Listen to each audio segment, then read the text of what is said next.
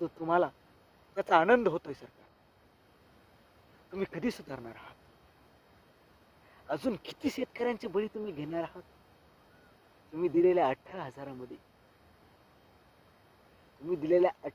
मध्ये सरकार शेतकऱ्याची फक्त 1.5 क्विंटल कापसाची किंमत देत आहे.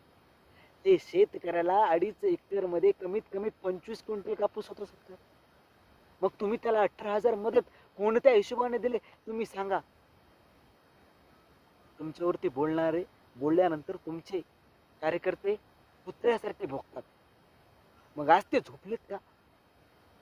आज या शेतकऱ्याला जी तुम्ही किरकोळ नवे तर भिकाऱ्यागत वागणूक दिली, भिकाऱ्यागत भीक घातल्यागत तुम्ही जी रक्कम दिली आहे. शेतकऱ्याची मागणी होती 50,000 रुपये कमीत कमी आणि जास्तीत जास्त 2,500 रुपये हेक्टर गेलेल्या पिकासाठी द्या. खरडलेल्या जमिनीसाठी नाही सरकार. खरडलेलं क्षेत्र थोडं आहे, परंतु गेलेलं पीक अख्ख्या महाराष्ट्राचं आहे सरकार.